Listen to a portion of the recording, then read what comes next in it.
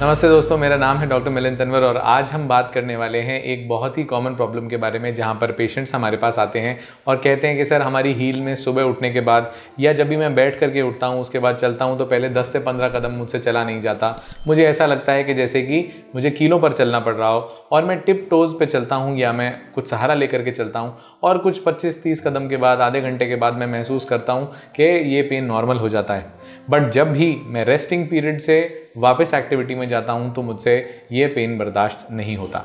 तो दोस्तों, आज हम बात करने वाले हैं एक बहुत ही कॉमन टॉपिक के बारे में, जिसे हम लोग आमतौर से प्लांटर फेशियाइटिस के नाम से जानते हैं। सो दोस्तों, अगर हम बात करें, हमारे सामने एक मॉडल है जहां पर पैर के पंजे के नीचे की तरफ में एक धागा हम जैसी चीज़ हम देख पा रहे हैं। दोस्तों, इसको बोलते हैं प्लांटरस मसल, जो कि एडी से स्टार्ट होकर के और पैर के पंजे तक जाती है। इस मसल के ऊपर ही बेसिकली एक फेशिया यानी एक कनेक्टिव टिश्यू यानी एक मांस की झिल्ली होती है, जो कि एडी से लेकर के और पैर के पंजे के आगे तक जाती है, एक्सटेंड करती है। और इस जो लिगामेंट कहा जाए या इस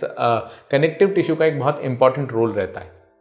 ये जो कनेक्टिव टिश्यू रहता है बेसिकली ये हमारे आर्च के जस्ट नीचे होता है और इसके अंदर कुछ लिगामेंट्स ऐसे होते हैं जो हमारी आर्च को भी मेंटेन करने के लिए काम आते हैं। इस फेशिया यानी इस कनेक्टिव टिश्यू के बैंड में अंदर के भाग में एक बैंड होता है, बाहर के भाग में एक बैंड होता है। अंदर के भाग को मीडियल बैंड बोला जाता है, बाहर के भाग को लेटरल बैंड बोला जाता है। इस मीडियल बैंड के अंदर बहुत कॉमनली देखा जाता है दोस्तों कि जहाँ पर ऐसा होता है कि इसके अंदर सूजन आ जाती है और इसी के साथ साथ इसके नीचे यानी हड्डी और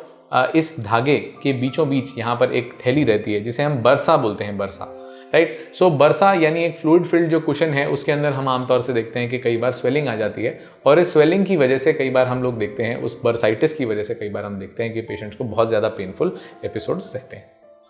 तो दोस्तों, जब भी हम बात करते हैं प्लांटर फेशियाइटिस के बारे में तो पेशेंट्स अक्यूटली भी प्रेजेंट कर सकते हैं और क्रॉनिकली भी प्रेजेंट कर सकते हैं। अक्यूट से मेरे कहने का मतलब है कि कुछ दिनों से ही ये इनको ये प्रॉब्लम स्टार्ट हुई है आफ्टर एक्सट्रीम ओवर यूज़, जैसे हम कह सकते हैं कि इस्तेमाल क्षमता से ज़्यादा हो जाने पर अक्यूटली, जैसा कि हम लोग एक मैराथन में चले गए थे सर, या हम लोगों के एक अप हिल ट्रैक हो गया, डाउन हिल ट्रैक हो गया, या फिर अनकंफर्टेबल फुटवेयर में रह करके हमने कुछ स्टेप्स वॉक किए जो कि एक्सेस हो गए, तो वहाँ पर ये ट्रिगर हो जाते हैं कई बार एपिसोड। तो it is basically an over use pathology in acute and chronic both cases. Acute cases में जितनी जल्दी ये प्रॉब्लम आती है उतनी ही जल्दी ये रिजॉल्व भी हो जाती है। अच्छी बात यह है दोस्तों कि हमें इसे प्रॉपर टाइम पर डायग्नोज करना और ट्रीट करना ज़रूरी है। तो जैसा मैंने शुरू में बताया कि इसके सिम्टम्स क्या हैं, अगर हम पहचानना चाहें कि हमें प्लांटर फेशियाइटिस है या नहीं, तो सिम्टम्स के अंदर दोस्तों सबसे इंपॉर्टेंट चीज़ है पेन, जो कि एक विंसिंग अक्यूट पेन होता है, जो कि बेसिकली एक ऐसा महसूस कराता है पेशेंट को कि वो किसी कील पर या किसी हार्ड सरफेस पर या किसी नुकीली सरफेस पर बेसिकली चल रहे हों। दूसरी चीज़ दोस्तों, इसके बारे में टिपिकल एक चीज़ रहती है कि अर्ली मॉर्निंग में या रेस्टिंग पीरियड के बाद जब हम एक्टिविटी स्टार्ट करते हैं और उसमें इंड्यूस करते हैं अपना वॉक करना, तो उसके अंदर बेसिकली इन पेशेंट्स को सबसे ज़्यादा पेन रहता है। तीसरी चीज़ बताना चाहूँगा दोस्तों कि इसका पेन जो रहता है हील के बिल्कुल बीचों बीच या थोड़ी सी अंदर की तरफ में रहता है, जहाँ पर हम पेशेंट खुद ही हाथ लगा करके कहता है कि डॉक्टर साहब इधर प्रेस मत करना, इधर बहुत पेन है। तो हम कई बार एग्जामिनेशन करते हैं तो हमें महसूस होता है कि ये टिपिकल बर्साइटिस के साथ एसोसिएटेड जो पेन रहता है या मीडियल बैंड के साथ जो एसोसिएटेड पेन रहता है, उन पेशेंट्स के अंदर हम ये देखते हैं कि वो लंगड़ा करके चलते हैं। तो यानी लिम्प, यानी चौथी चीज़ जो सिम्टम रहता है वो इन पेशेंट्स को लिम्प रहता है। तो दोस्तों, ये 4-5 चीज़ें हैं जहाँ पर हम ये कह करके चलते हैं कि ये प्लांटर फेशियाइटिस का पेन हो सकता है। हम ये चीज़ एश्योर नहीं कर सकते जब तक हम एग्जामिन नहीं कर लेते। एक ऑर्थोपेडिक सर्जन, एक फिजिकल थेरेपिस्ट आपको एग्जामिन नहीं कर लेता, तब तक वो आपको ये नहीं बता सकता कि क्या ये एग्जैक्टली प्लांटर फेशियाइटिस ही है या प्लांटर फेशियाइटिस के साथ प्लांटर बर्साइटिस या हील रिलेटेड और प्रॉब्लम्स जैसे बैक्सेलर न्यूराइटिस जैसी कोई चीज़ तो नहीं है। तो ये बहुत सारे डिफरेंशियल डायग्नोसिस रहते हैं दोस्तों प्लांटर फेशियाइटिस के, और कोई भी होने वाला एडी का दर्द बेसिकली प्लांटर फेशियाइटिस नहीं होता। तो ये चीज़ हमें ग्रोसली ध्यान रखनी होगी। तो दोस्तों, बात कर रहे थे हम कि अक्यूट और क्रॉनिक दो तरीके का प्लांटर फेशियाइटिस होता है। जहाँ पर अक्यूट केसेस रहते हैं वहाँ पर हम लोग आमतौर से देखते हैं कि पेशेंट एक हिस्ट्री के साथ आता है जहाँ पर वो ओवर यूज़ की हिस्ट्री देता है, यानी कि समय देख करके चलना, स्टेप्स देख करके चलना, एक स्पेसिफिक टारगेट को देखते हुए वॉक करना या एक्सरसाइज करने वाले लोगों को रिपीटेड ओवर यूज़ की वजह से प्लांटर फेशियाइटिस हो जाता है, क्योंकि बॉडी बेसिकली उस माइक्रो ट्रॉमा को रिपेयर नहीं कर पाती। इसी के साथ साथ देखा जाता है दोस्तों कि जो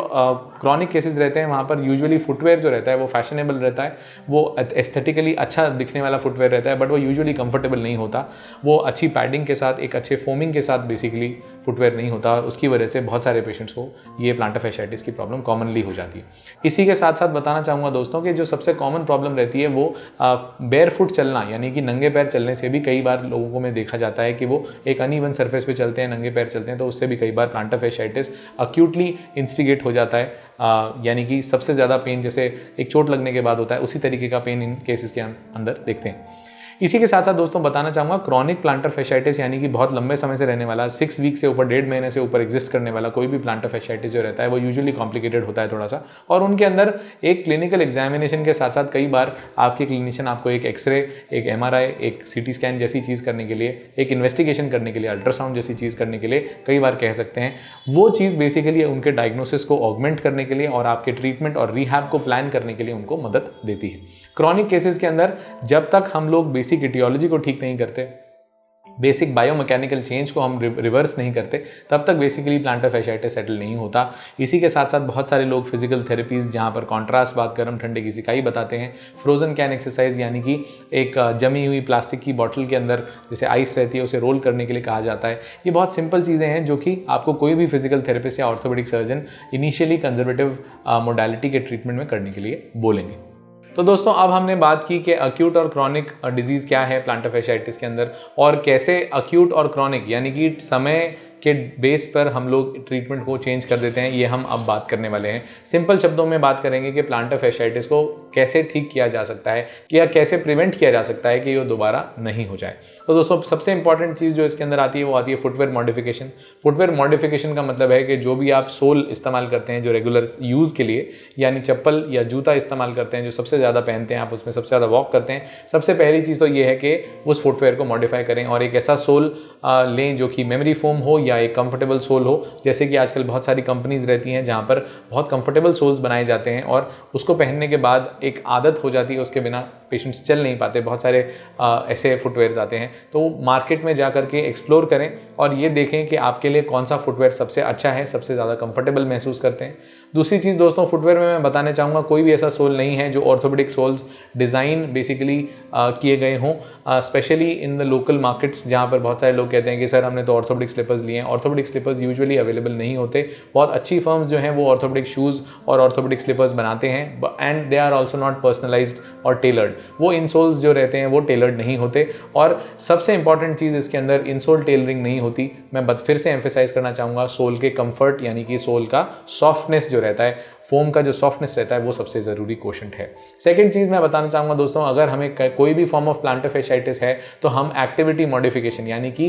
अपना जो रोज़मर्रा का वेयर टियर हो रहा है किसी भी एक्टिविटी के अंदर, जैसे फॉर एग्जांपल हम कोई एक्सरसाइज करते हैं, हम कोई रनिंग करते हैं, हम कोई वॉक करते हैं as a form of exercise, तो हम उसको चेंज करके एक साइकिलिंग में, जहाँ पर हम शरीर पर वजन नहीं देते, प्लांटर फैशिया पे हमारा सारा वेट नहीं आता, किसी रफ सर्फेस के अगेंस्ट, हार्ड सर्फेस के अगेंस्ट हमारे प्लांटर फैशिया को या बर्सा को बेसिकली कोई इंजरी नहीं होती, जैसे कि साइकिलिंग, जैसे कि स्विमिंग, ऐसी एक्सरसाइजेस, एरोबिक एक्सरसाइजेस को अगर हम अपना लेते हैं तो फॉर्म ऑफ एक्सरसाइज चेंज करने से बेसिकली हमारे को बेसिकली फटीग नहीं आता और इसी के साथ साथ हमारे को प्लांटर फैशियाटिस भी बचता है। तो change of an exercise is also a very very important part. Third important चीज़ मैं बताना चाहूँगा दोस्तों, कॉन्ट्रास्ट बात या गर्म ठंडे पानी में जो सिकाई की जाती है वो एक बहुत क्रूशियल पॉइंट है, जिसमें काफ़ी सारे पेशेंट्स हमें आकर के कहते हैं कि उन्हें परसिस्टेंटली यानी कि अप टू 3 to 6 वीक्स तक अगर हम कॉन्ट्रास्ट बात पेशेंट्स को देते हैं तो बहुत सारे पेशेंट्स हमारे पास आकर के कहते हैं कि हमें काफ़ी सिग्निफिकेंट रिलीफ है, पर जब मैं कुछ दिन ये नहीं करता तो कुछ दिन के बाद मेरा प्लांटर फैशियाटिस वापस मुझे तंग करने लग जाता है। इसी के साथ साथ बताना चाहूँगा दोस्तों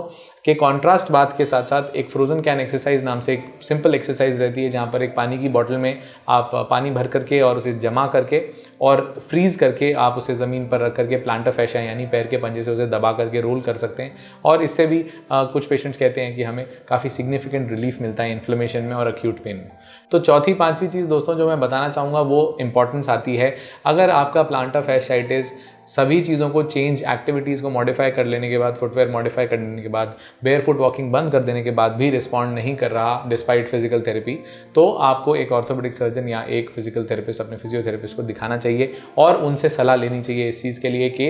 इसको रिकैल्सिट्रेंट प्लांटर फैशाइटिस को हम लोग ठीक कैसे कर सकते हैं। रिकैल्सिट्रेंट से मेरा कहने का मतलब है जो रेगुलर अफेयर्स के अंदर रेगुलर कंजर्वेटिव ट्रीटमेंट से रिस्पॉन्ड नहीं कर रही। दोस्तों ऑर्थोपेडिक सर्जन्स यूजुअली एक फिजिकल एग्जामिनेशन करने के बाद, एक हिस्ट्री लेने के बाद ये चीज़ डिलीनिएट कर पाते हैं। कुछ टेस्ट कराने के बाद, जैसे एक एक्सरे हो गया या एक अल्ट्रासाउंड हो गया, इनके बाद वो एक डिलीनिएशन बना पाते हैं कि हमारी डिजीज़ कितनी लोकलाइज या वाइड स्प्रेड है और उसी के साथ साथ उसका क्या ट्रीटमेंट किया जाना चाहिए। लोकल एग्जामिनेशन जो रहता है दोस्तों, उसको कभी भी अंडररेट ना करें। ऑर्थोपेडिक सर्जन्स जब हाथ लगा करके देखते हैं, कोई फिजिकल थेरेपिस्ट या स्पोर्ट्स मेडिसिन स्पेशलिस्ट आपको हाथ लगा करके देख रहे हैं, तो उसके अंदर उन्हें एक रफ एस्टिमेट मालूम चल जाता है कि वो किस तरीके की बीमारी को या क्या वो एक से ज़्यादा बीमारियों को एक साथ देख रहे हैं। और इसी के साथ साथ वो एक्सरसाइज की टेलरिंग, वो मेडिकेशंस की टेलरिंग कर पाते हैं आपके पेन के हिसाब से। तो दोस्तों उम्मीद करता हूँ आपको ये वीडियो समझ में आया होगा और आपको अगर प्लांटर फैशाइटिस कभी भी रहा है या आपको इस समय प्लांटर फैशाइटिस है तो आप इस वीडियो से कुछ ना कुछ बेनिफिट ज़रूर ले पाए होंगे। नमस्ते दोस्तों।